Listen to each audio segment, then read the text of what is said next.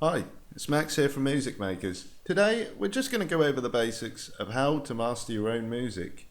Now a lot of people think, how am I going to do this? Am I going to have to pay someone to master my music? How much is it going to cost? Well, pretty much you can do it all for free as long as you learn how to do it and what the basics are. Now a lot of people think as well that on your master channel, on whatever DAW you're using, that there's going to be some sort of VST plugin that's just going to go on their mix and make it sound amazing. But chances are that's probably never going to happen unless your mix sounded amazing to start off with, and it makes it sound a little bit more amazing, then that's good.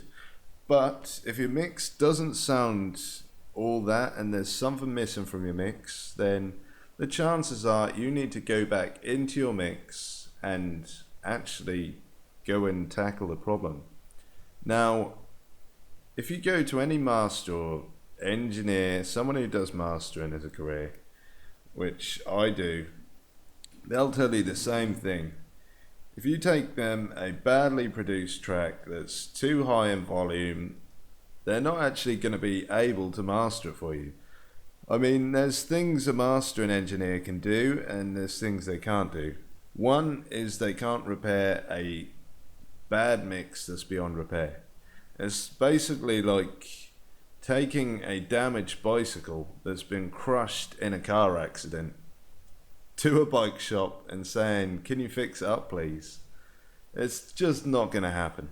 So what we're going to do is show you how to fix your mix, what to avoid in your mix, and how to make your mixes just sound great on every system. So the first thing we're going to look at is, we've got a mix here. This is something I made. It probably took me about 5 or 10 minutes, maybe more. It's something I was doing when I was just messing about. It's not even really good, but it's good for this example because it's not good. That's why. It's pretty clouded up, but I'll get to it now.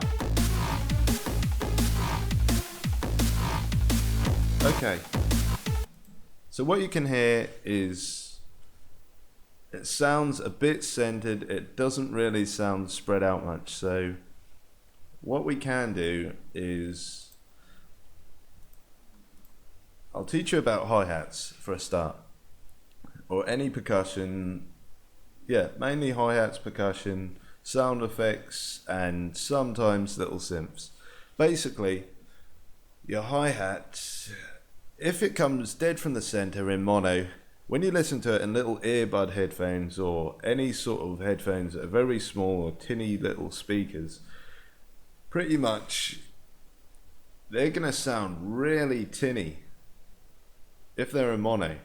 So what we do is we load our hi-hat into a sampler.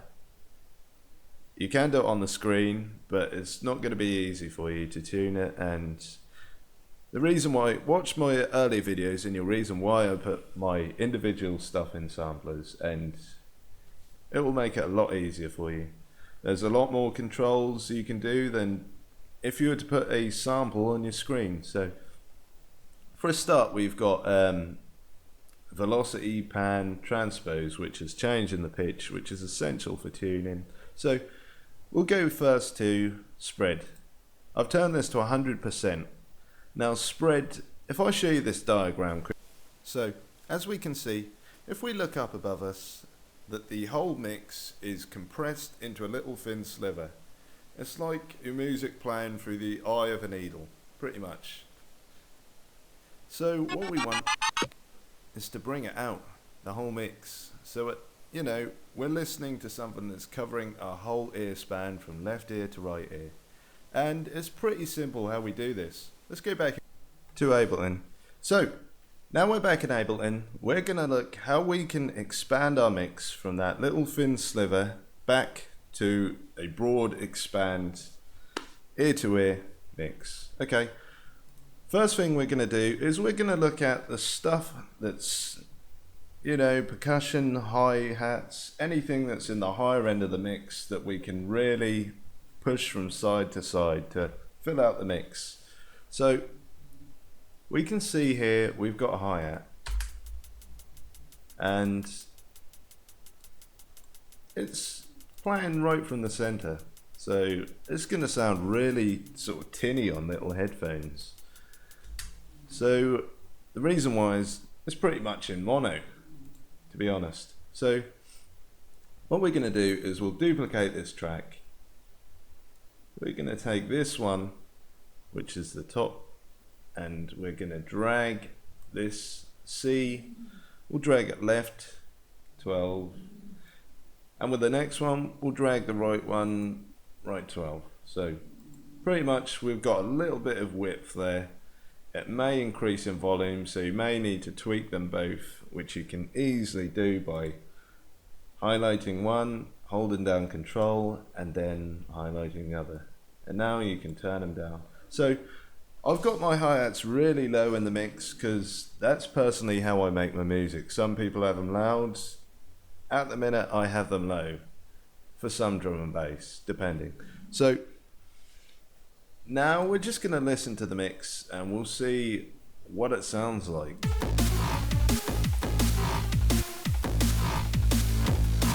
Okay, we can hear now. It's a little bit thicker, it's broadening out, and you know, there's still stuff we need to do which we probably can do now. So what I normally do is I make a duplicate of my snare and I make this out of white noise. So here it is. The reason I do this is because it gives a nice subtle saturation to the mix, and it's a nice tail on your snare as well. So what we can do with this is we can maybe take it to the right by one, maybe. And then we've got a snare here, and we've got a transient of a kick. What have we got here? Okay.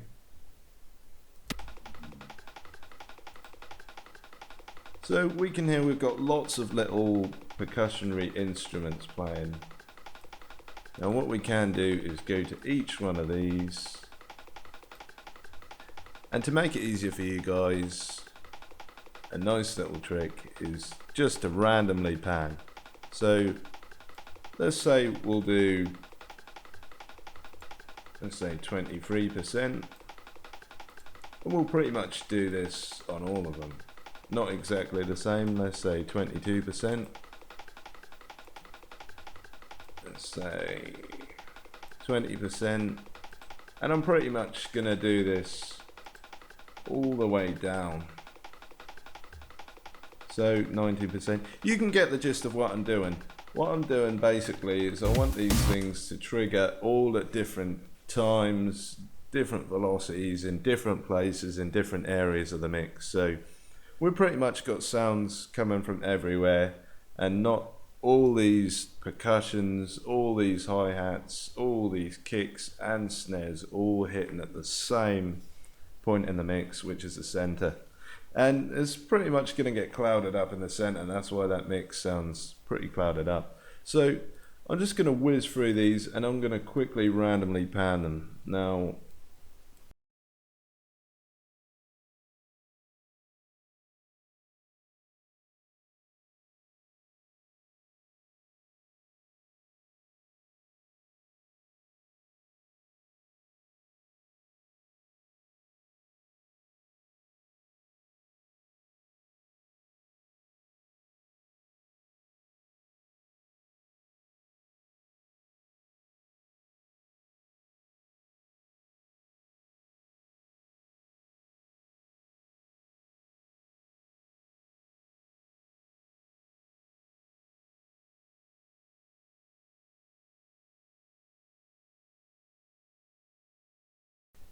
So we're pretty much all randomly panned on everything. So the next thing we want to look at is we've done the drums. What can we touch up with the synths maybe.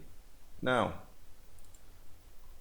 I'm going to go down and I'll find a synth that is playing, if I can find one, that is. Now, we've got a synth here.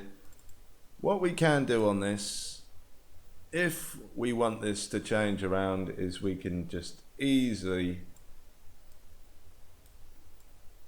drag and drop an LFO with your massive and automate left to right. If you haven't got massive, you're using a different synth, you can get auto pan and you can slowly basically have it on this sign, so it will slowly tilt your mix from left to right as it's playing. Now you probably won't hear this too well at the minute because it's going to be a minor change, but all these minor changes will add up and they'll broaden out your mix. So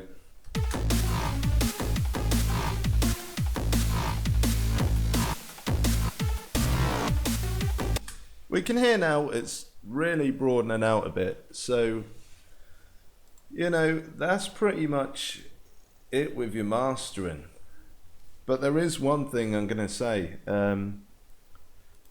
Don't rely on compressors or whatever it is, whatever this it is you think is going to help, you know, the end of your mix, because it's really not, you know.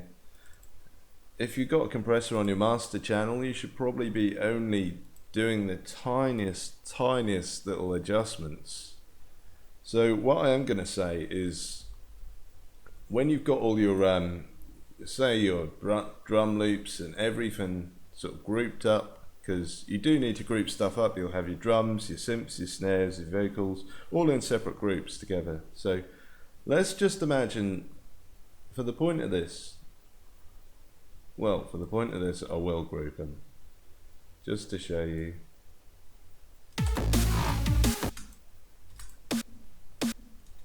So we're just going to skip ahead to when I've grouped these. So we've grouped our tracks and we're now ready to move on. So what do we do next? Well, providing you've EQ'd all your track and every single element of your track, because every element needs EQing, and it's pretty much like a jigsaw, as I said earlier. You get one part of your EQ like this. Let's say you're allowing your kick through with your bass. You get your bass line and you dip there because your kick's going to be coming through there. So we'll just imagine that. Okay, and what I said about the jigsaw, we're going to be turning that. So both these parts now interlock together like a jigsaw puzzle. You see the piece cut out and the piece that goes in. So this is pretty much what I mean about music.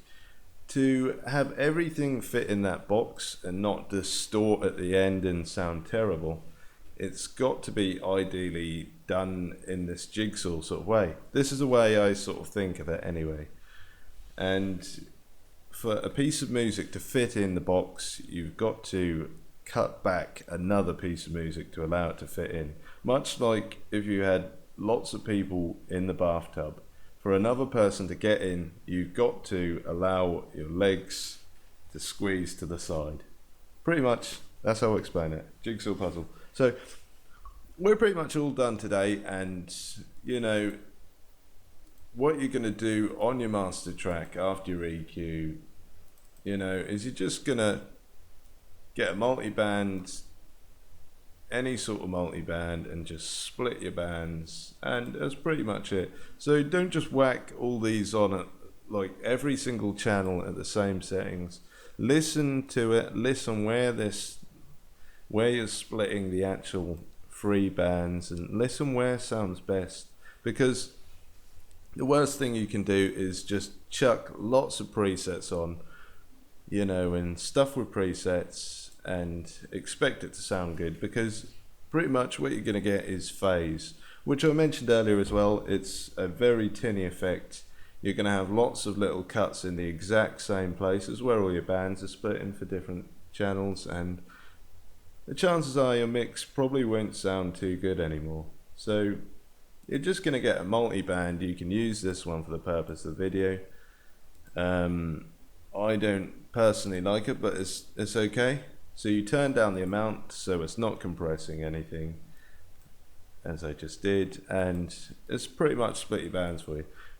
What I will do, there's a link in the video. I've actually made a quad multiband, so you guys can, it'll be in this folder called frequency split. So it's very easy for you guys to just split your bands, and you know, having the more bands, you're actually going to get a broader mix. So this is why I've made one specifically, basically quad band.